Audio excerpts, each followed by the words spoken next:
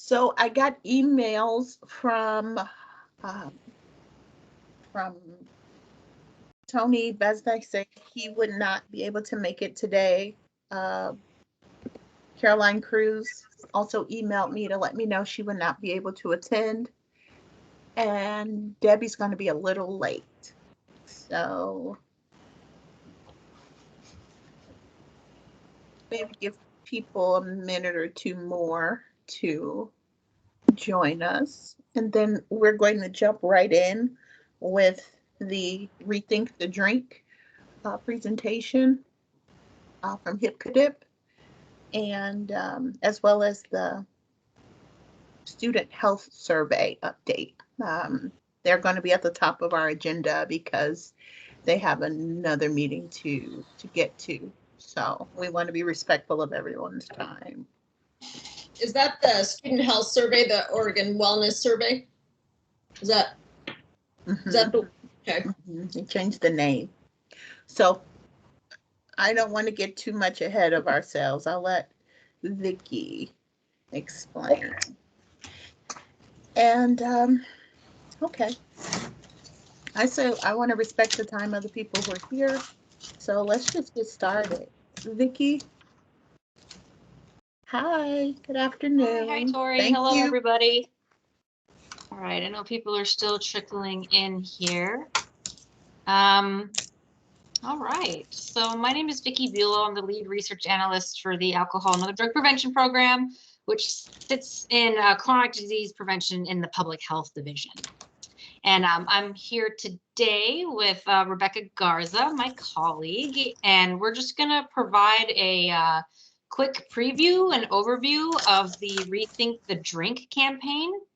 And we're hoping to come back at a later time or to the full commission meeting later this month or next month to provide a more in-depth presentation on this. So wink, wink, nudge, nudge, Tori. But to just kick things off before I hand it over to Rebecca, Rethink the Drink is sort of a first of its kind. To our knowledge, there hasn't been any other state that has built a statewide mass communications infrastructure for communications campaign aimed at reducing excessive alcohol use among all. And this is one reason why mass communications is part of the ADPC strategic plan. You know, it's a real gap in sort of the comprehensive program that we need to reduce substance use in the state. And I know that some of you in this meeting here have been along for this ride. This is not something that we've just developed overnight. We've been working on building this campaign for 4 to 5 years now, so a lot has gone into it. Again, we'd love to come back and provide you with all the details, but I'm just going to kick it over to Rebecca to give us a quick update on how this came to be, where we're at, and sort of next steps coming up to launch here in the next couple months. So take it away, Rebecca. Thank you, Vikki. So for those of you who I've never met before, I'm Rebecca Garza, she, her pronouns. And I'm a health promotion strategist at the Health Promotion Chronic Disease Prevention section, HipCadip. So I'm the communications lead for the Rethink the Drink brand. And I'm going to share slides because I know some of us are visual learners, and sometimes it's nice to read some things. It's just a few light slides. Can people see that? Okay, I saw a nod from Vikki. Let me know if it doesn't work or anything. But Rethink the Drink is the name of our communications brand. And so I wanted to start out by just showing, like Vikki said, that there's been a lot of different development. This is all like the research timeline that's gone in for Rethink the Drink. It's been a long time coming. But we've also had partner engagement along this time frame as well, especially really ramped up in the last year. A year ago, we had the Real Task Force, which was a group of people from all over, everyone from ADPEP grantees in different counties. We had tribal representatives, Tori was there, someone from ODOT and OLCC. We just had and nonprofit partners. There was a big group that came together to kind of sit with all of the research that had been done before that time, and to really think about what would we want in a communications brand. And they really created they picked the name. All of these things were picked by all of the creative foundation, the name, the logo, all of that was decided by that first committee, the real task force. And then after that 6 months, we really got into really intense creative development. So that's kind of the foundation, a quick preview of the foundation. But really what I wanted to focus on is what will this brand do? So this is communications infrastructure for Oregon. So we will be launching our first campaign in April. That's the big announcement. So get ready for Alcohol Awareness Month. But really, this is a long-term effort where we really want to achieve broad social change. We have so many big needs and big plans for alcohol use and to address excessive alcohol use.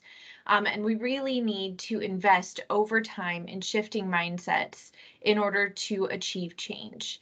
So Rethink the Drink, our main audience is to serve and to communicate to people who are over 21 and who don't meet the criteria of having an alcohol use disorder, because like Vikki said, there's never been a communications effort in the United States to really build a relationship and talk to those people about what their excessive alcohol use is, what excessive alcohol use is, let alone how they could change or what that means for their communities. So when we talk about it being an infrastructure and over time, I kind of think about this as like, if you think about maybe a community health center that opens up for the very first time in an area, the care that's provided in that first week is really important to those people, right? To that, it's a big deal in that first week, and that might be what our first campaign is. But really, the huge rippling effects and the huge impact of that community health center is that it's an investment in the community over time, and it really changes things and builds a relationship with people and can change how you deliver care over the long term. So we have built from all of the research that I showed beforehand, we have a story arc. This is what I think of as the brand conversation that we're having with the public, with all Oregonians. It's really meant to go from phase 1 to phase 3. This is not 3 separate campaigns or 3 separate years. This is kind of just groups of content that we're hoping to move people toward phase 3. But we know that Oregonians aren't ready to talk about, you know, what kind of policy intervention should we do? Like, we're not ready as a whole collective to really dive in at phase 3. We really need to start with just establishing, like, what is excessive alcohol use? How is this harming me? What are the specific health harms that are happening? And just start lightly creating a conversation, a new conversation, building new narratives about excessive alcohol use. So we're starting in phase 1 because we know that's where most of the population is. We know some people are ready, you know, to go farther, but we want to bring along the majority of the population in order to achieve broad public change. I'm really excited for when we get into phase 2, because that's when we're really going to start pulling out complex community stories, whether that's stories, it might be a Hispanic specific campaign or Spanish language campaign. It might be something specific to older Oregonians, or for example, the complicated relationship that our queer community has with alcohol. Those are all really complex stories that should be told and elevated. And that's where we're really going to go in phase 2. So this is a long, deep effort. We know that alcohol is a really complex substance, and it's a really complex story to be told. And we already have a lot of partners and help around the state, but we know it only needs to grow, and that we're going to be experimenting. We're going to try things that don't work. And I think that's great because this is brand new, but it's so needed for Oregon. So kind of what's next? I know that was kind of like a flyover. We could probably, I think Vikki and I could talk for hours and hours about Rethink the Drink, and I'm happy to set up one-on-ones for anyone that's interested. You might wonder, like, why am I not seeing any of the creative assets? Like, I want to see an ad, and I would love to be able to show you an ad, but they're currently in production. We're actually filming all of our videos pretty soon, in like a week or two. And that's because we did focus groups in the fall, and we've spent that time, we went through the focus group findings, and we were kind of finessing and making sure that the scripts and the website, all of these things are really what we want for Oregon. So we've spent a lot of time kind of refining and everything, which is why it's maybe taken longer than a lot of people might expect. But in March, we're hoping, planning, unless anything goes wrong, to have all of the assets, so the website, the videos, all of those things available by March, so that we can spend that time really working with any partner who wants to learn about the campaign, see the materials, be ready to work with media, all of those things. That will be the work that we're doing in March. And then in April, everything will be available and live to the public. That will be like our social media channels, the billboards will go up, all of whatever. We don't actually have a final media plan yet. That's happening very soon. But all of that will be going live in April. And we have this specific slide ends in April, but I think April is really what Vikki and I have been starting to talk about as the starting line. That's when we launch everything to the public.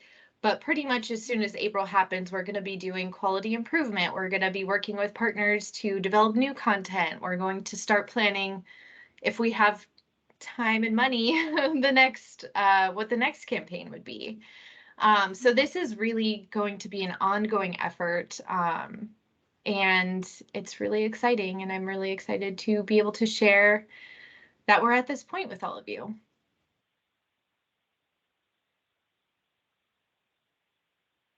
Thanks, Rebecca. So any questions? I know this is supposed to be a quick update, but I think we can entertain some questions if there are any. Jessica, go ahead. Oh, thank you.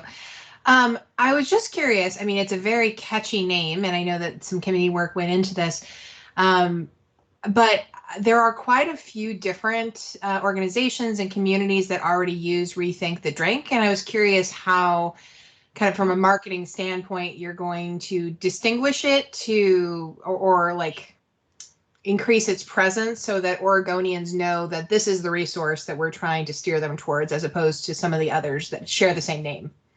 Yeah, that's a great point. And this was, the interesting thing is we've gotten that question a lot. This was definitely 100% chosen by the community group, but also I'll say, when we did our focus group testing, everyone loved the name. They were like, it's catchy, it's simple, we connect with it. It was pretty amazing. And we've never had focus group results like that before. But in terms of marketing, I think it kind of helps us that it's catchy and a little bit like people are open to it. We have already purchased the domain name, so the rethinkthedrink.org, it's ours. So if people type it in, they'll go to our website. We'll be doing a lot of search engine optimization if you're like a techie person, so that our website meets not only rights to the top when you search Rethink the Drink, but also when you search a lot of other kinds of topics, like what is excessive alcohol use or whatever in Oregon. So that's one of the reasons why we work with communications contractors and experts, so that we can attend to exactly what you're talking about, making sure that people are directed to our resource and not others. Mm-hmm. Can I just jump in with a quick follow-up? Oh, yeah. Sorry. I was Would it be just okay, Debbie, gonna- for me to just follow up? I guess my concern there, and I am not an expert in this, so I defer to those with this expertise, is that one of the resources that sort of shares the brand along the lines and variants of Rethink the Drink is NIAAA, so the federal agency in charge of this, and the CDC. And I would certainly hate for people not to be directed to those resources if, you know, if there is sort of this name and / brand conflict. So I'm, just putting that out there. Yeah, and we will have on our website some links to the NIAAA website, to the CDC website. So I think in communications, a lot of times you don't have to limit yourself. Like, it's not like this versus that. A lot of times it's like more is more. Like, if you get people to our website and then they go to NIAAA, that's awesome. Like, we're helping their brand and they're helping us. So I think it should help each other more than detract from each other. Yeah. Yeah, and if I could just echo what Rebecca said, because I think both Julie and I had the opportunity to be in that initial real task force, and we have a great contractor with Coates Cocos, and we grilled them over those exact same things, Jessica. So you're bringing up a good point. And they did a thorough search and took that into consideration. You know, do you need to trademark or any of these things? But because it is kind of common, there wasn't that need. And what I have learned through being having a similar campaign, that just like Rebecca said, it is pretty common. Use that to your advantage, but make sure your logo and all that really stands out. So your questions are right spot on, and Coates Cocos assured us that they did that full review and branding and stuff, and I really feel confident that they would not have strayed them away because it reflects badly on them. But a great question.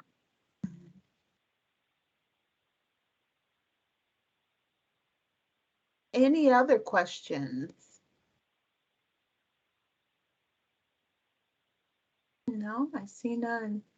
Thank you, Rebecca, for the awesome overview. It was a great opportunity. I also was a part of the Real campaign, and I was not aware prior to the that the name was already in use, but being in the initial group, they had some other names that we had to vote on, and most of them were very personal, like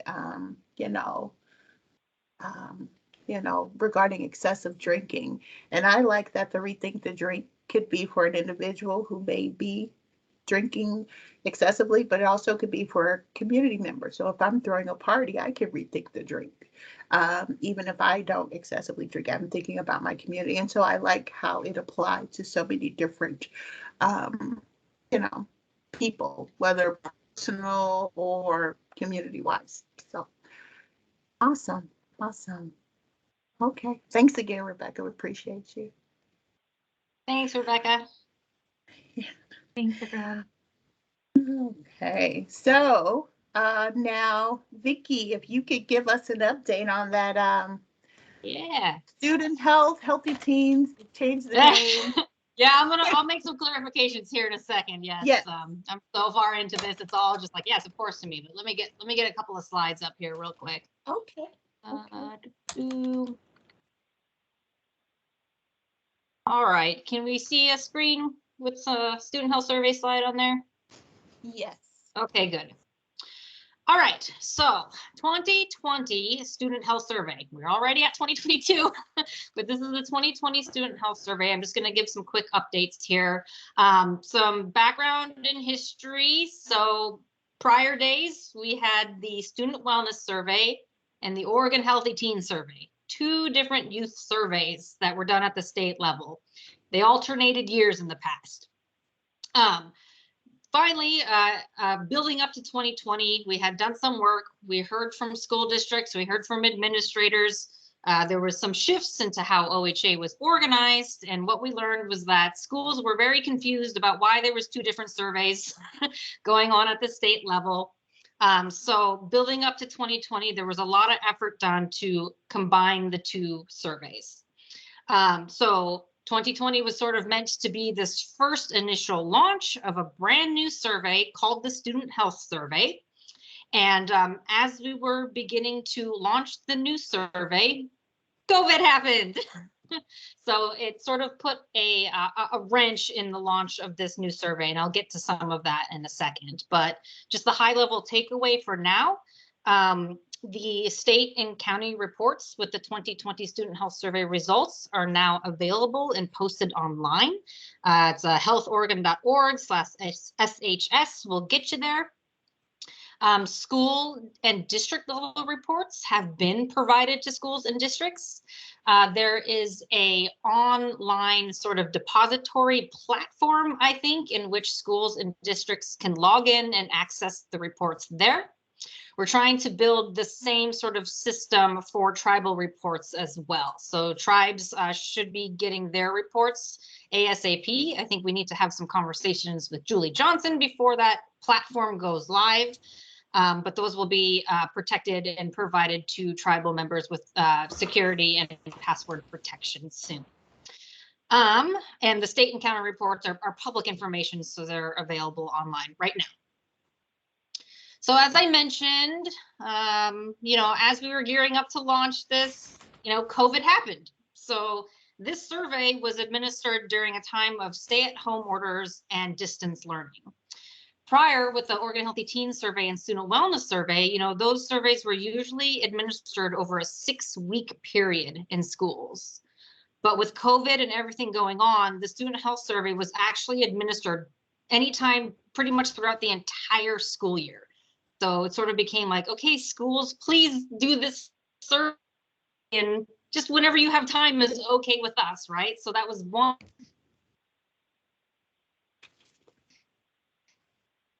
Oh no, Big Vikki. change. There was a lot of discussion about, is my internet dying? Can you It hear me? was, but we can Okay. hear you better Sorry. now. Okay. It's okay. All right. Okay, so COVID was happening, and there was a lot of discussion of whether or not we should even do this survey. And we had been doing all this planning and gearing up for the launch of this new thing, and we're like, oh my gosh, should we even do it? But in discussions, moving forward, it was like, we need to do this. This is super important because getting information about students' health and well-being, is even more critical right now.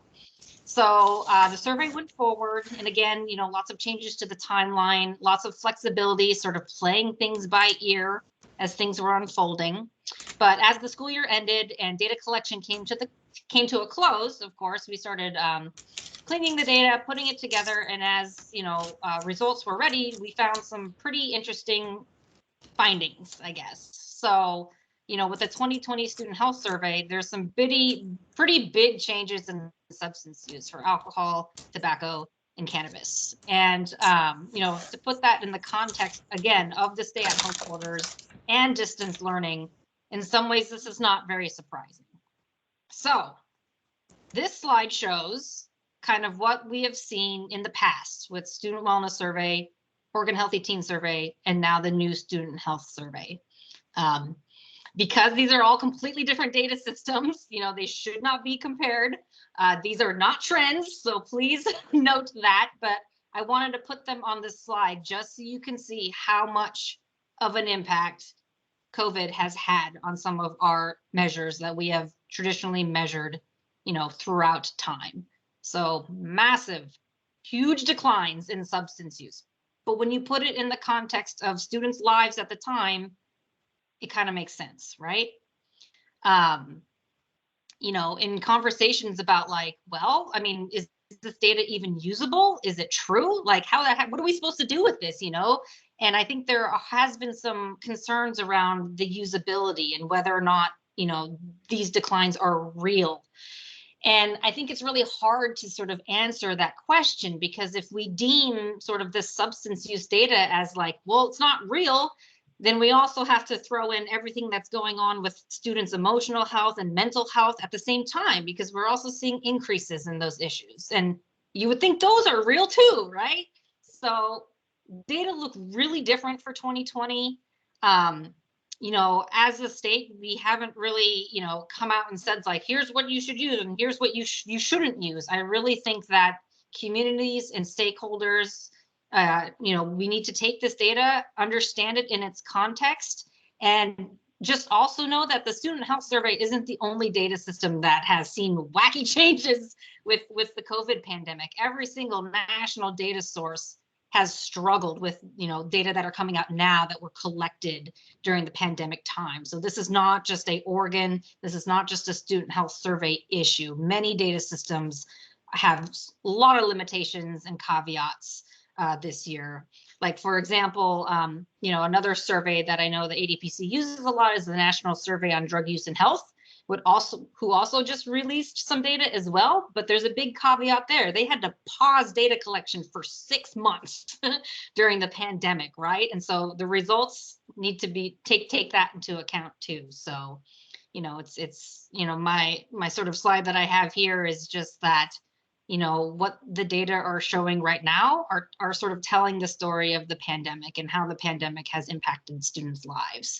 And so, you know, having less access to substances, having smaller social circles during this time are part of that story. And it's sort of just like the beginning of what we might see as we continue to collect data from students, hopefully on a continued regular basis over the next few years. So that's a short update. Any questions, thoughts, concerns, commiserations? Tony. I may have missed this, but did you get data from fewer schools? It actually is about, we got the same amount of data that we have in the past. I believe it was the number of school districts that participated was similar. What we found is that there was quite a decrease in the number of 11th grade responses. You know, one thing that was different about this survey is that students were taking it at home. And being at home in a home environment taking a survey is clearly different than being in the school environment taking a survey. There are less eyeballs and there's less other students around who are doing the same thing. So we saw some pretty big drop-offs for 11th grade responses. Thank you. Yeah. I have a quick question, and it may be part of the history of the surveys. Why isn't it mandatory that school districts participate? It's not mandatory because there's never been any legislation to require it. I don't know the specific answer to that, but from the data perspective, there are a lot of additional requirements and hoops you would need to jump through in order to require a minor to take a survey. Right now, the Student Health Survey and the Student Wellness Survey and Oregon Healthy Teens were all voluntary and were done under passive consent, which means that parents were notified that a survey was happening. And if they did not want to have their student take the survey, they had to opt them out. But at every point in the process, the student was always made aware that, hey, this is always voluntary. You don't have to do this. You don't have to answer any question you don't want to. If we were to require the student to take the survey, we would need to get parental consent. And that in and of itself is a lot of extra dollars, a lot of extra time, and a lot of extra capacity needs, to be frank. And that's my data analyst perspective. From like the ODE and legislation perspective, I know that there has been interest throughout time to sort of create a policy that would require ODE to you know, have this be mandatory. But I think this is just it would become one other mandatory data collection, survey, test, things that schools would need to do. And so I know that there's some hesitation and some thought around adding another burden onto schools and districts. Because I find it interesting. My district hardly participates, and parents don't even know it exists. Yeah. And so it's like it's up to the school to decide, oh, we're in, we're not in. And Yep. I mean, my district has almost zero data. Yeah. Yes. Trying to convince schools, why this might be important or how they could use the data is always been a struggle. I do think there's some opportunity moving forward with now that we've got the Student Success Act, and that, schools and districts are required to come up with these sort of plans and have some metrics around those plans. We're trying to market future student health surveys sort of through that Student Success Act lens, to help, convince schools that this might be something that would be useful in their SSA plans as well. And I know that this is just a quick update, and I know Tony, we're trying to work with Tony to like schedule some more time to have a deeper conversation down the road, but just know that the OHA and ODE, we've been talking about this for a while. And, we also know that a school-based surveillance survey also isn't going to satisfy the data needs of everybody who needs information. And so we're also trying to think of ways that we could supplement information that we do get from the student surveys, because the student surveys cannot satisfy everybody's needs. Right. Debbie, go ahead. Yeah. One of the things I've heard, so you can correct me if I'm wrong, Vikki, is that some school boards or parents have not been in favor of some of the questions, specifically some of the questions dealing with sex. So I think right there it was like, oh, so everything gets, they're not going to participate in anything. So I think your point of the survey was tried, how it used to be paid for was this, you've got to get the people that are interested in the data and they want to pay to get their question, kind of almost a pay to play with it. And then it became a very large survey. And from what I've heard from school personnel is it started to lose information that would really be beneficial and helpful to them. So it started to get away from that. And I know, we've learned, you and I have talked about, how do I help answer my school's questions? But yeah, I think there's, like Pam, you mentioned, it'd be interesting to find out, is it the school themselves? Is it the school board, or is it parents? What is behind that? Yeah, in our quick, data or interviews with school administrators, I mean, like time and burden was sort of like the number one thing for why they didn't want to do the survey. Like that's what we heard. That was just a one point in time, conversation / data collections from ministers. And I'm sure that varies amongst the school districts, but yes, you're right, Debbie. There are certain questions that are triggering for parents and other adults. And yeah, sex questions is one of them. And we've also heard a lot of concern about sort of the sexual orientation and gender questions too, that seem to cause issues. So, I mean, like, conversation ongoing as OHA and ODE continue to try to work together on this. My big dream fantasy is that I would love to see an alternative method of data collection among youth in Oregon. I'm just going to put this out in the universe because I want it to be real someday. But if I would love to see OHA and ODE work together to build some sort of state infrastructure where kids can volunteer to not volunteer, but where kids could be compensated to participate in statewide youth data focus group panels, and use that as a way to also get information from kids. Like, that would be an absolute dream of mine. We could get qualitative data that could supplement some of this quantitative data that we're seeing in our statewide surveys, but also have access to youth who are compensated and can participate in other efforts that many of us are interested in. Like, schools are hounded all the time from research organizations, entities to please let us get information from children. Schools just happen to be a convenient place to do that. And it's burdensome for schools. It really is. So I'm hoping someday we can find alternative ways outside of schools to set up a way to more easily get access to information from minors. Because again, if you're collecting information from minors, there's a lot of things need to take into account in terms of privacies, protections, parental permissions, and whatnot. Awesome idea though, Vikki. Yeah, Phenomenal.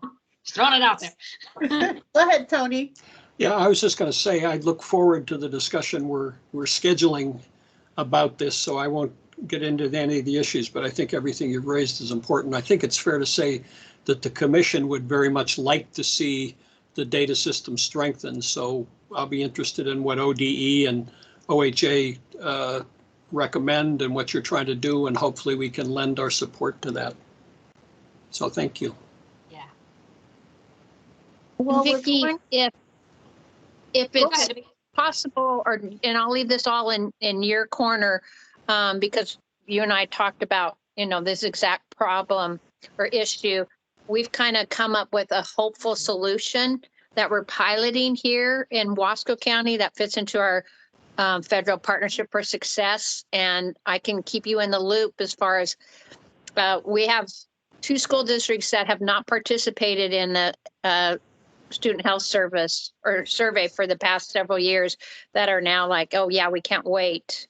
But it's also combining in with a staff survey also. So I'll follow up with you on that. And Tony, if the group's Yes. interested after we kind of get it going. Okay, Yeah. sounds good. Yeah, why don't you send that to me as well? Awesome. Thank you. Okay, we're going over our time with Vikki. I know she's double booked. Are there any other questions? No. Okay, guys, just know there is something scheduled to have a more in-depth conversation about what has happened, what is happening, and ideas about what could happen. So the conversation definitely isn't over. It's only just begun, but we just wanted to give you guys an update on where we are currently. Great. Thanks, everyone. Thanks for having me. Thanks again, Vikki. Thanks for coming. Hi, thanks for coming. Awesome. All right. So next on our agenda are updates from our January meeting. Tatiana has already let me know. We had a question at the January meeting regarding our marijuana tax dollars used for prevention efforts.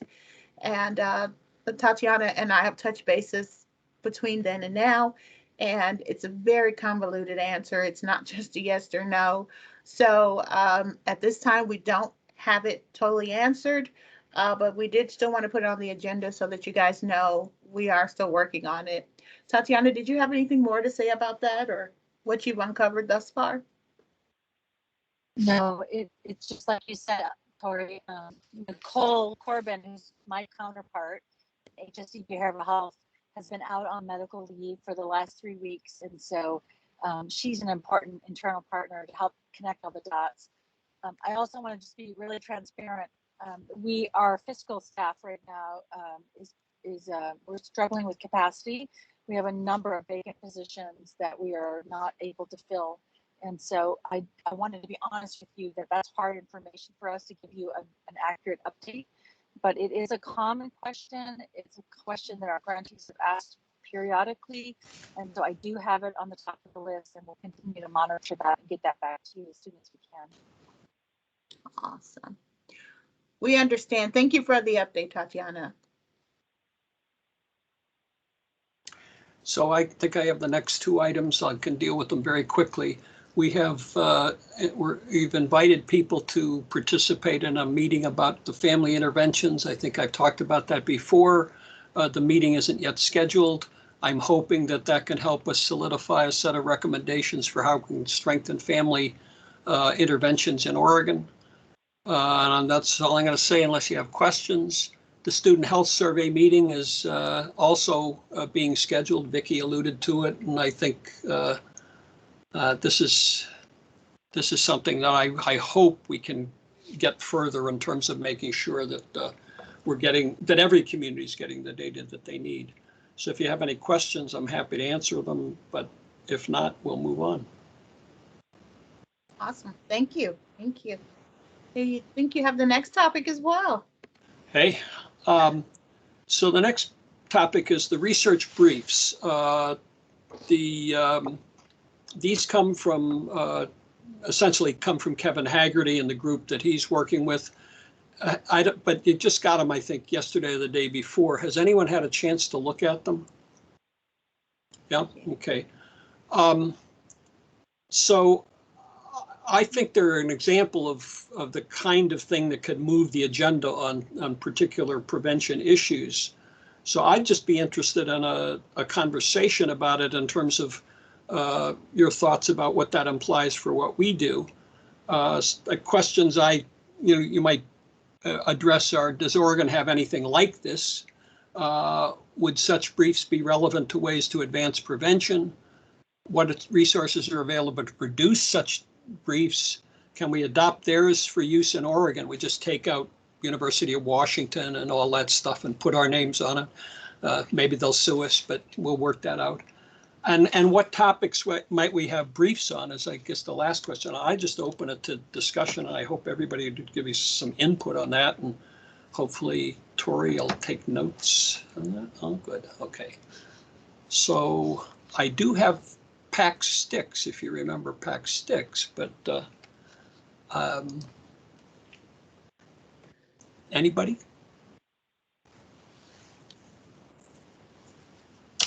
Thanks so much for bringing these to the group. I do think that they're really valuable, and they cover a variety of kind of the key elements that we often have to tackle in our work. And I do think that it would be useful to figure out what of this content is already available through OHA, because I'm seeing things that I've seen other places within the OHA structure.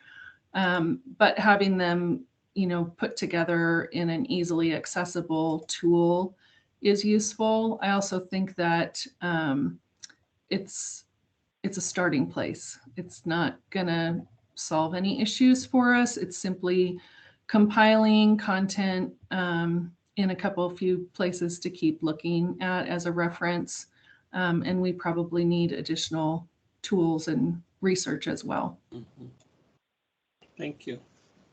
Dwight Holton.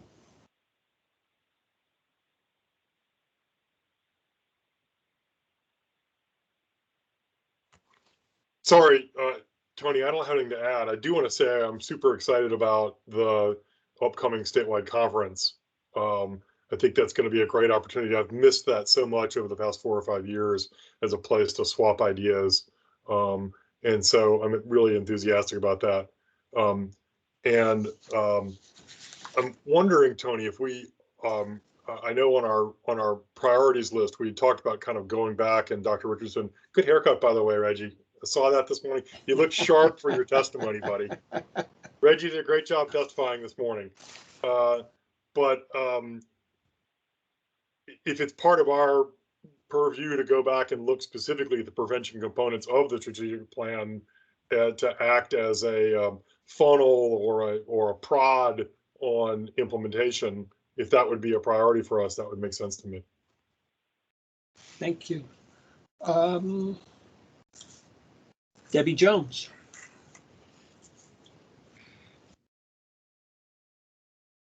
On mute. I'm as Julie knows, we're kind of Kevin Haggerty groupies. And I haven't got to thoroughly go through that, but I think, I guess maybe to sum it up, my supervisor asked me to work on the burn application that we're doing for our county. And I'm looking at the amount of dollars that are going into treatment and harm reduction, which is great, but I'm sick to my stomach at the lack of investment. And let's see what we can do to keep, as the saying goes, people from even getting close to that river and to jump in. So I think whatever we can do to help legislators, help schools, help parents know that we can get to the roots of a lot of these issues. It'll take a heavy lift, a lot of work, but there is a lot of hope out there. And I think that's the message we need to concentrate on. So this group, I'm so appreciative that you see the value in that for all of you. Thank you so much. As you're talking about that, I'm thinking about the one on the cost benefit of prevention in particular.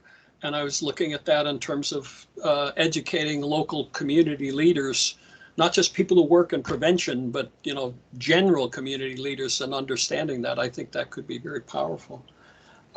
Jessica. Yeah, and Tony, in the conversation, I sort of lost track of the prompt. Can you restate it for me, please? Well, if you've had a chance to look at those research briefs, interested in your thoughts about whether something of that sort would be helpful to us. Yeah, so I did not get a chance to carefully review them, but as a general concept, research briefs I think are tremendously helpful. And Kevin Haggard, yeah, also a big fan of Kevin's work, and a lot of good things coming out of that group. So I am sure that they are spectacular. Okay, thank you. Pam. I have something to add, Tony. Oh, please do. Yes, I think we've even Caroline has shared with us the research and the background that's been done already on what's worked, what's out there, what's available. I think the research side we kind of like Dwight said, we have to come up with a way in which to prod it and to really track these things that we've already identified, maybe put some numbers next to it, some income next to it, so that because we have the innovation, we have the ideas, we just have to ensure that they are actually being implemented and giving us the outcome that we anticipate. And I think that's where we lack, unfortunately, and where we have to bolster to be successful. Pam? I agree with what Julie said. I mean, it's a starting place, and I'm happy to do whatever legwork is necessary to begin something. Okay. If Tatiana's on the call, one of my questions was whether we have something similar to this that OHA is doing that we might not know about.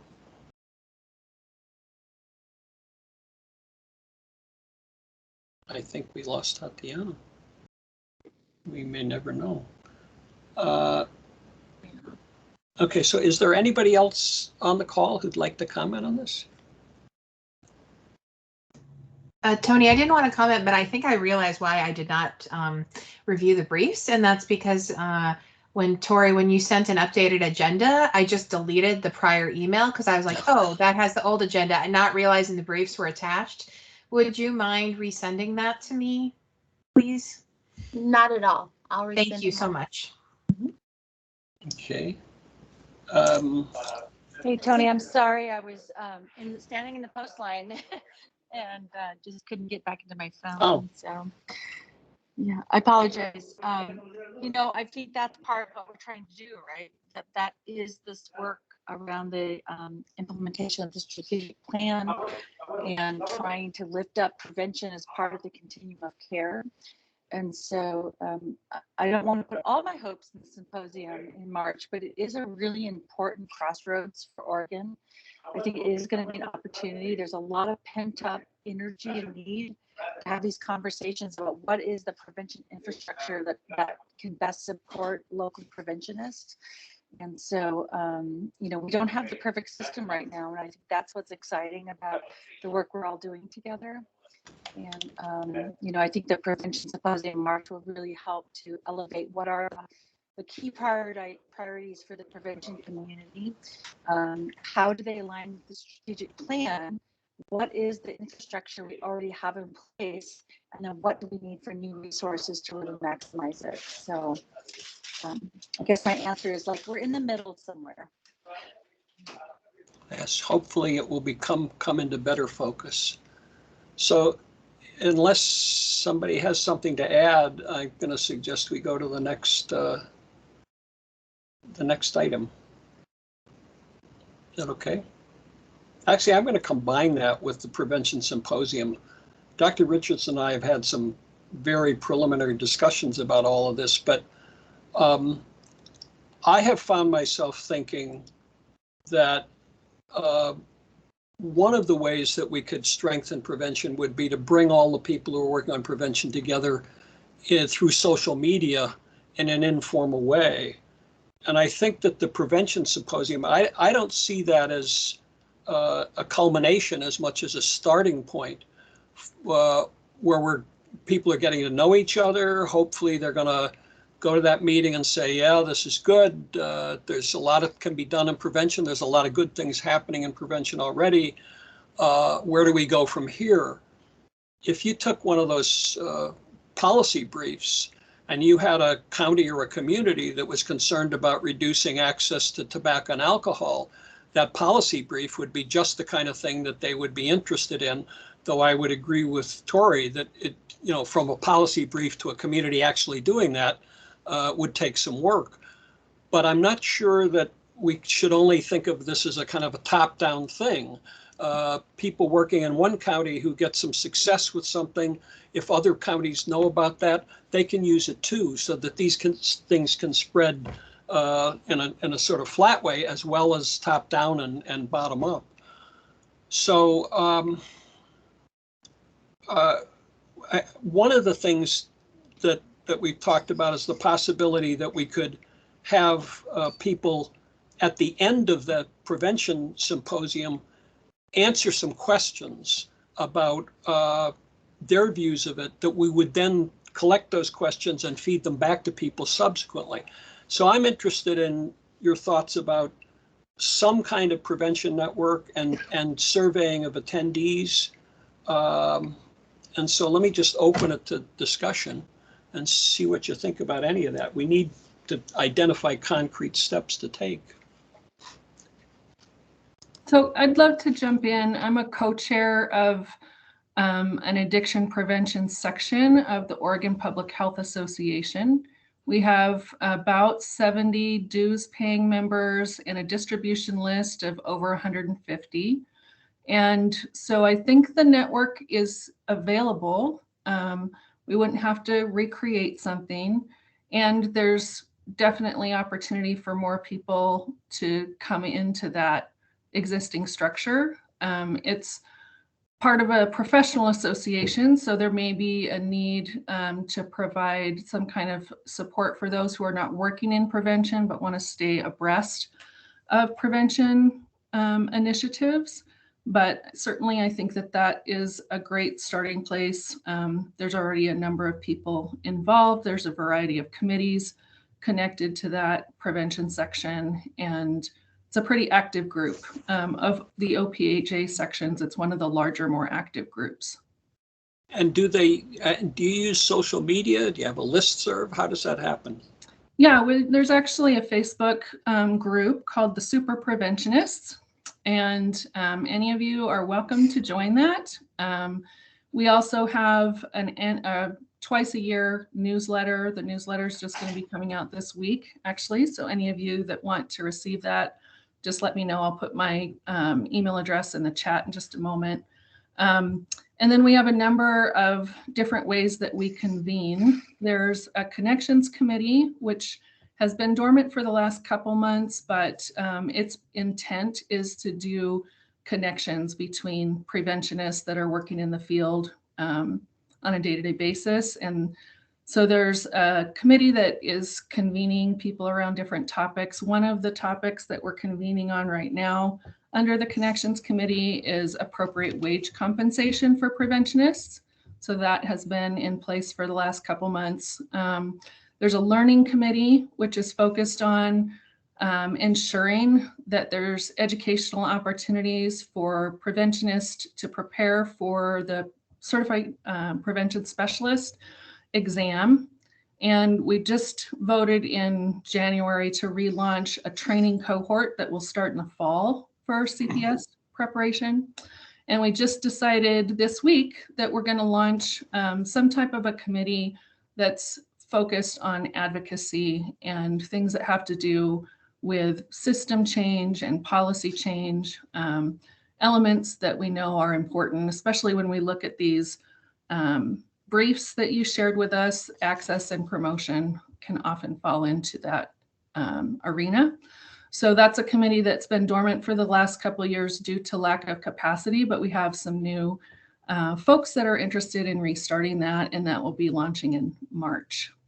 So let me ask you a couple of questions about that, because that sounds like a pretty impressive set of things. Before you go into it, we have a hand up. Okay. Reginald. Whose hand is up? Dr. Richards. Thanks, Tori.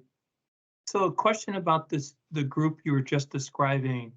One is, has any information been shared with Tori so that they can be invited to our prevention symposium? Yeah, I believe most of the people that are involved have received information about the prevention symposium. Okay. And the second question I have is, you mentioned that this is a group that requires dues. Yes and no. So it's originally founded as a grassroots movement of preventionists. And at some point we realized that we needed more of a organizational infrastructure. So we approached the OPHA and asked if we could become a section, which they didn't have anything related to substance misuse prevention prior. So they were thrilled to have us join them. And the kind of stipulation that we requested was that we could engage people who were not dues paying members, because we had never had a dues paying situation before under the Oregon Coalition of Prevention Professionals.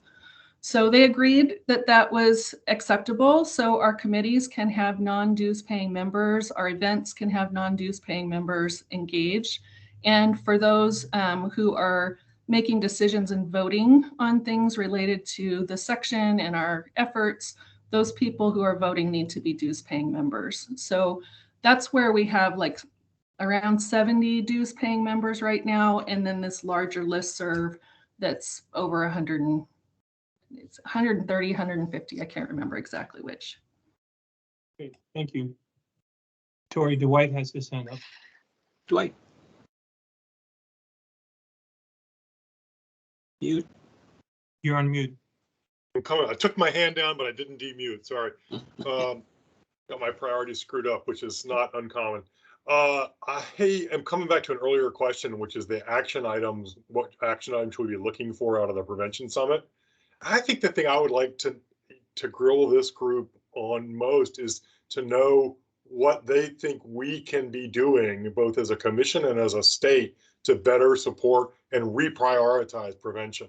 I mean, the reality is that prevention has fallen off the radar for much of the state, for some of it for, I don't know, for lots of different reasons. And some of it has been shifting priorities. Some of it has been just a failure of vision or failure to comprehend what the power of prevention, I think. But I would love to have, I want to leave with a to-do list for the commission and the state. And I think I'm hoping this will be a good group to help inform that to-do list. So are you thinking something of a stop, asking what is it we could stop?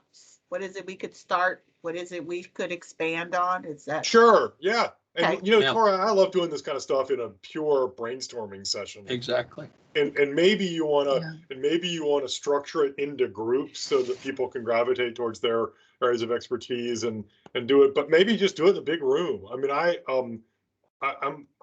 think it's really empowering for people to just kind of open it up and say, here's a whiteboard. Tell me what you're worried about and what you think we can get done. But your formulation is better, right? The start, stop, continue is great way to think about it. But we've just, I look at the, if you watch the Advisory Council for Ballot Measure 110, there are really only a few people there that have a core understanding of the power of and potential for prevention.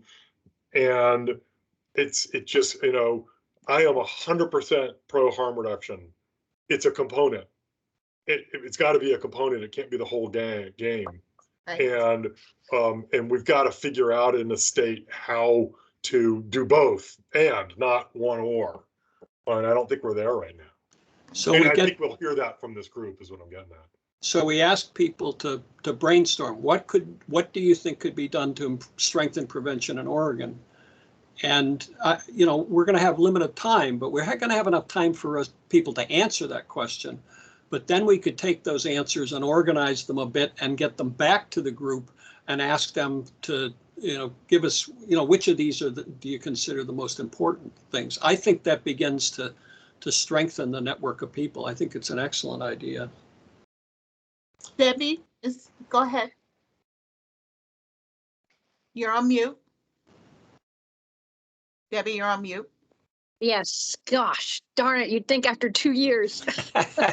On kind of two fronts, Dwight, with what you said, I agree 100%, but at the same time, I want to give my appreciation to Julie and her board, because I think when there was the big change up at AMH, the old names, and I think the prevention staff, the meaning of the work of prevention, it wasn't, I don't believe it was intentional. It was an oversight, and we're still living with that. People like Julie were like, no, we can't let that happen. So there was this need to do this grassroots work to still try and keep that professionalism. And I applaud Julie and her group. And Julie, please send me the link so I can start being a dues paying member, because I'm feeling really guilty now. And then also with that, this kind of fits in that brainstorming. So the work that Tatiana has had us doing, we did an activity with members of the CLO Behavioral Health Prevention Committee, as well as the alcohol and other drug people prevention group that gets federal block grant funding. And this was an activity that Kevin helped us do, where we looked at, we did a brainstorming session, and we kind of tipped it on its head and said, if we wanted to ensure that the state of Oregon had the absolute worst outcomes regarding substance use, what would we need to be sure was in place? And it was very informative. And then what we did is we looked to see, are there any of those things in place that are actually happening in our state? And we were able to kind of address those in a way that was different. So there is some of that information. Tatiana knows how to get a hold of all that, but that might be very informative too. And we have been using that tool and sharing out information to as many people as we could to direct, okay, these new COVID grant dollars, can that help us drive how we're going to use that? So I think there's some information that might be really valuable to this committee that we need to share, and you can see, hey, maybe there is some work, and then we've got the heavy hitters on here. Maybe you can help us, you know, instead of us bunting and getting singles, we'd like some home runs. Yeah. So Julie, I have a question. I just wanted to. Go ahead. I just wanted to reiterate, you know, I think, Tony, it's not like we're starting from scratch, right? I think the value of the ADPC's leadership and the strategic plan is it allows us to elevate the work that's already underway. So there's a lot of amazing prevention work that's already happening in Oregon, and it's been happening for years. But what we're missing right now at this moment in our journey is the infrastructure, right, to elevate these voices and to create a coordinated, comprehensive approach. And so I think one of the things that the symposium does this spring, it gives us, it's been almost what, Debbie, 4 years, 5 years since the preventionist community has an opportunity to have a statewide conversation. And it's an opportunity to share, like, what are we already doing, right? What already aligns with the strategic plan? And then where are those missed opportunities where additional resources or leadership will allow us to move the strategic plan forward in a more holistic way across the continuum from prevention, treatment, and recovery. And so that's I think, I don't think we should underestimate like the power of that this spring, to have that statewide conversation with the prevention community.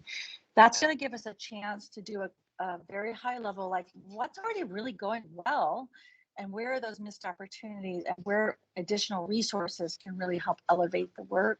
And I think Julie is a perfect example of, like, we already have some great infrastructure. Like, we don't need to create brand new infrastructure. Like, how can we get resources to Julie's group?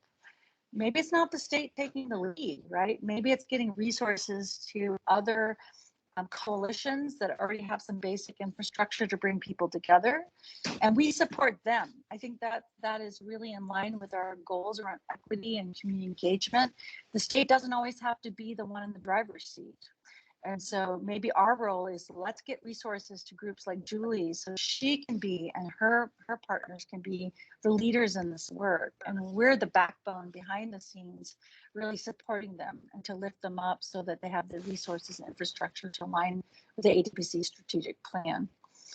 And so that's what gets me really excited. We don't have to do this all by ourselves, the state staff, the ADPC.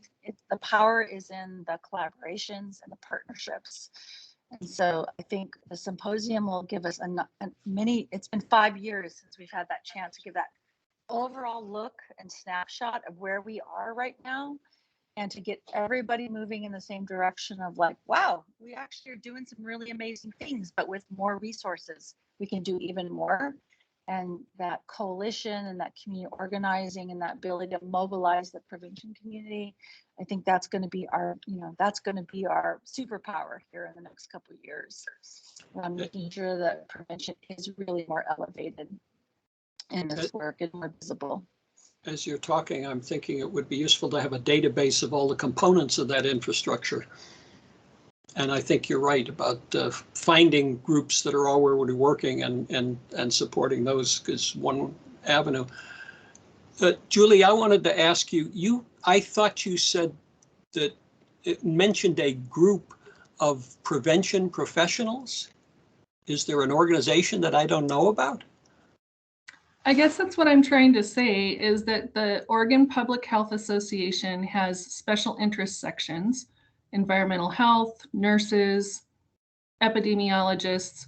In 2017, preventionists around the state of Oregon requested to create a new section within the Oregon Public Health Association. And that agreement went forward. And so now there's a section specifically on addiction prevention. It includes both problem gambling and substance misuse, because we're talking about addiction. It could in the future address other types of addiction. We just don't have those professionals at the table quite yet, but it was named to be broad. And so it's, the Oregon Public Health Association is essentially a public health professional association, right, like the Professional Engineers Association or whatever. Well, this is very helpful, and I thank you for telling us about it, and we will certainly pay attention to that going forward. Yeah, I just want to, well, I'd love to just acknowledge that Pam Pierce, who's on this call today, is part of that executive leadership team. She's been really involved over the last, 4 years, Pam. And so, we couldn't do it without her. And Claire Rojal, who I believe also participates in this subcommittee, is on the executive leadership team. And we're trying to recruit Debbie, because it's not my group. This is a group of preventionists around the state. It is not a Julie group. It is a universal prevention approach. But you deserve a high five, Julie, because you've been keeping it going. My ask, there is that group, but I think we need to remember, you have an amazing group of certified prevention specialists who that's almost a master's level certification. But how do we infuse so we don't, I know this is the alcohol and drug or ADPC committee. But I think if we're really going to be able to do the work we want to do, we have to get even deeper down into those roots. How can, Tony, you talk about the PAX Good Behavior game. Things that we can do. I know we're trying to work with OPEC. We have this new behavioral health group that I see the governor is compiling. There's all these groups, but I don't see, and I've become way too much of a group, a Zoom groupie, that we're really coordinating together upstream. And and this is something that Tatiana has been really helpful for me on, is let's look at everything and where can we allow the people that have the I guess the bandwidth and the education to do that work, so we can start pushing it up. And then the people that can do the harm reduction, the treatment, the recovery, have the time, the money to do it, because we won't have so many people in the system. Well said. Tori, where are we at? Great question. So our next topic is, again, the Prevention Symposium. Just wanted to keep you guys abreast of what's happening. We are currently reaching out to we finalized the list of potential panelists. We're reaching out to them currently to get their commitment to participate as panelists. We've also, we have a commitment from Dr. Kevin Haggerty to speak. So he's locked in and will be in attendance. We're excited about that. What else? I anticipate sending out the registration likely next week. Definitely by the middle of February it'll be out. We will be sure to gather email addresses with this registration, because we want to do some follow-up surveys. And I like Dwight's idea of when we haven't, after having, or Tony as well, after having that brainstorming session where we then group the ideas that come from that and then send it back out to them once we find those themes, or and then send it out to the participants and ask that they help us to prioritize them. As well as we will also likely send out a survey to ask, what worked, what didn't work as it relates to the symposium itself. What would you like to see different next time, et cetera, et cetera. Maybe topics for the next time. So yeah, so that's where we are. Just an update. I want to provide you guys an update on that, on the SUD Prevention Symposium. Any questions? I was hoping to share with you guys the list, but I haven't gotten confirmation from them all yet. So, but as soon as I do, I will be sure to share. We did get Willie Prado is the expert who's available to us on Familias Unitas, pardon my Spanish, which is a very well-established program, which is not in Oregon. And we have enough Hispanic people in Oregon that we should have a program like that. So we've got him, and we're still working on getting a representative of the Strong African American Families program for the family panel, but I'm sure we'll get somebody for that. Yeah. I have a just would love to first express thanks for the leadership of this committee to have a symposium again, and I'm really looking forward to being able to connect with people interested in prevention across the state in a different way than what we're already doing. I'm also curious if I think I'm seeing the save the date be like 9 a.m. to 4 p.m. and it's virtual. I'm just wondering if there's been any discussion of how hard that will be for participants to maintain attention and whatnot for that length of time. I can say that the trainings that I'm participating in that are virtual over the course of this pandemic, they tend to be 1.5, 2 hour blocks. Every once in a while, there's 3 days in a row that are 4 hours, but it's very rare, if not, I just don't know that I've seen a lot of 9 to 4 virtual environments. And I'm a little concerned that we may not be setting ourselves up for success by using that length of time, and wondering if there's any flexibility with that. Do you have an alternative in mind? Well, I mean, if we wanted to cover 6 hours, could we do 2 hours a day for 3 days in a row, or 3 hours a day on 2 days back to back or something? I mean, I understand that when you have it multiple days, you can lose people. So I recognize that that's a potential downfall. I'm also just concerned that 6 hours of Zoom is gonna, you know, we may not get the results we want anyway. That's a realistic concern. Yeah, and it was part of the decision making. We did consider that, and just, you know, trying to find the best solution for that reality that we're in with the distance. You know, having to meet virtually. Yeah. Dr. Richardson, did you have something to say in regards to that too? Oh, Yeah. you can argue very effectively on both sides of that question, and we've decided to do 9 to 4, and that's so people will, you know, do what they can. They'll take care of themselves. Some will stay, some will go. The idea of holding it over multiple days, I don't think we'll be doing that this time. We can survey the participants. I hope we'll. I mean, we actually started the planning. We were going to have it in person because all the state offices were going to be open January 1st. Well, and then we had to pivot. So I'm hoping the next time we do this will be face to face. But we can ask people what was their experience with it, and get more feedback. Yeah. You know, And we this can is also just the beginning. We can also follow up, because I think the brainstorming process that we've just discussed will identify specific issues, and then we can invite subgroups of the whole group that want to focus on that. So I think we're going to make progress going forward. I hope.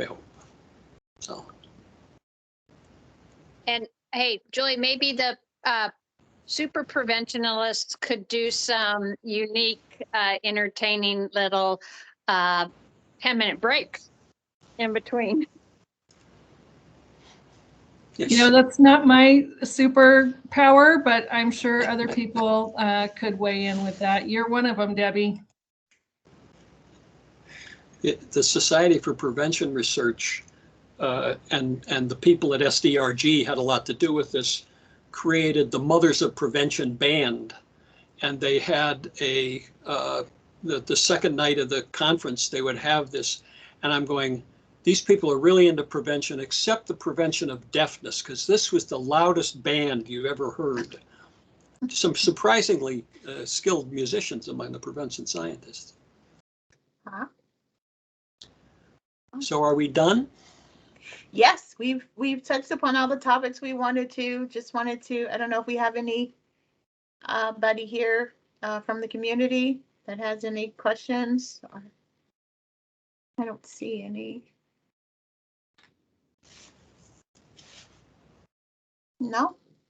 So no, those are the topics that we wanted to touch upon. If anybody had anything else to add or had a pressing desire to ensure we hear an update or a topic, feel free. Okay. Dr. Richardson, you're on mute. I said, let's give the gift of time. Let's stop. I love it. All right.